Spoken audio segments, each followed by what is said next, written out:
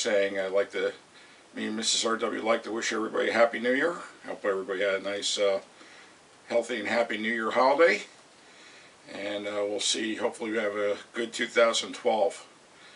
I wanted to come out and start out by saying I want to show a radio restoration tip today. I know it's been a little while, a few weeks since we've put up any videos, but we've been pretty busy. I've been putting a lot of hours at work, so knock on wood, I'm still gainfully employed right now. I want to show you a restoration tip, a radio restoration tip that, not to take away from anybody, that there's a gaggle of very, very, very talented radio repair and restore people on YouTube. But I've never heard anybody talk about this, so I wanted to share this with everybody. So let me just take you over to the bench. Okay, now I got the chassis upside down here, and you can see I've already done all the recapping here. So all brand new capacitors throughout the whole radio. There are filter capacitors under here.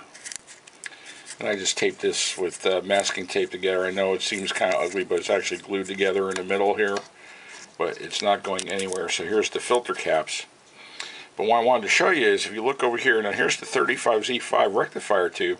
And there are two wires going to that tube, which will basically, you have your lead, one lead from your 120 volts right here, and then there's a tap also on the tube, which actually will allow you to use, in this case, a number 47 pilot bulb to light up the dial.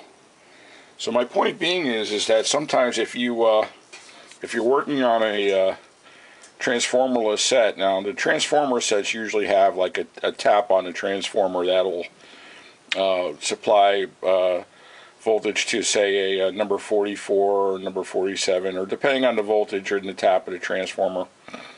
But the AA5 sets don't have that. They use the tap from the rectifier tube, so you can have a dial light. So you could actually have a playing radio, and you can actually have a good dial light. Whereas you could take the light and you could put it across an ohm meter and it checks out okay, and still have no light. Grab another rectifier tube and put it in there, and maybe that's your problem, because I've actually seen these go bad where the tap is no good as well. So that's just a little radio caveat I wanted to share with you on this type of radio. Okay, a couple other things I had to do to this radio was I had to restring it and put a new tuning string on it, which was broken. And as you can see, that, let me turn this. Oop. Let me go with my other hand here. You can see that this is moving really nicely now. Okay, and also I put a new line cord on here. This had a really ugly line cord on there. So the radio is now, there goes the light. See, I just turned it on. You can see the light bulb kind of dims. And then as the tube warms up, the light will come on real nice and bright.